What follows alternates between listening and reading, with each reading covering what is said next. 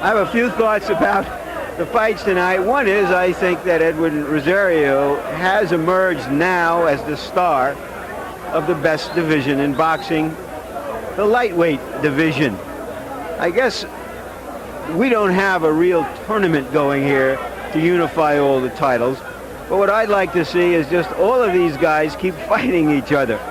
Jimmy Paul against Rosario, and Rosario against Camacho, and the youngsters, Vinny Pazienza and Meldrick Taylor and Whitaker and Cesar Chavez, all very good fighters or prospects. They should just keep on fighting each other endlessly, giving us all our money's worth, entertaining us, making money for themselves. It would be prize fighting heaven for fight fans. Now back to Barry and Ray. Okay, thanks very much, Larry Merchant. Let's go back to the events of this evening now. It's been a long night. Edwin Rosario, of course, he scored a dramatic knockout victory over Livingston Bramble. Let's go back and show you that once more. Ray, I really didn't think this fight was going to go. I thought perhaps Rosario might win the fight. I had no idea that it would end this quickly and this impressively. Well, I didn't know who was going to really win the fight. I knew both guys had the power and talent to defeat each other. But here we see Rosario completely dominating the second round. He hurt Bramble with pretty clean right hands. There's another right hand that sent Bramble to the canvas. It was a quite impressive performance by Edwin Rosario. Livingston Bramble said that he had a thumb in the eye, and that's what caused him to stay down. But you had the feeling maybe he did, maybe he didn't, I don't know. But there were enough punches there that obviously did some damage. Well, Rosario, he threw a lot of, you have to watch his short uppercuts, right hands, left hooks. Beautiful execution of punches thrown by Rosario. I tell you, Rosario's ready for everybody now. That was pretty good. Did you ever think about fighting? Oh, yeah, I thought about it. Let me ask you another thing, too. One final question about Hector Macho Camacho. Now, he moves out of this division. And the same thing with you, where you were a guy that not only was a champion, but you were a champion who could sell tickets. I don't see anybody else in the lightweight division who's capable of doing that. And I have to think people like Rosario and Paul now might perhaps miss out on some paydays if Camacho, big paydays that is, if Camacho does move up. Well, I think one thing for sure, because Jimmy Paul, who's standing nearby, he wants to fight Camacho. Rosario wants a rematch. It's not too far up to the junior welterweight division. They may follow him there. Hector Camacho, of course, told us that the near loss he had to Edwin Rosario was a movie that he just had to see. And now I guess the job for him, if in fact he does move up, is to see what Reel 2, the sequel, has to offer in the Hector Camacho story. Well, stay tuned immediately following our World Championship Boxing telecast for Silverado in the East and training camp. And Evander Holyfield has retained his IBF Cruiserweight Championship and his WBA Junior Heavyweight Championship, and in the process taken away the WBC Cruiserweight title from Carlos De Leon. So he has unified the crown. Ironically, he's done it in a fight that will probably be his last at the 190-pound level. So Holyfield remains unbeaten. He was in control and dominating the fight, well ahead on the scorecards of all three judges when the end came in the 8th round of this scheduled 12-rounder in Las Vegas. And we'll go back and pick up the action as I called it from ringside. Evander Holyfield wearing the white trunks and Carlos De Leon in the red trunks. Bout scheduled for 12 rounds. It has been controlled, and the pace has pretty much been dictated by Holyfield, who has landed most of the blows of consequence, but he has not been the dominant Holyfield that we've seen so often in the past. Good right hand got in that time from Holyfield. Evander, as has been the case throughout this fight, starts out quickly and then appears to wear down in the middle part of the round.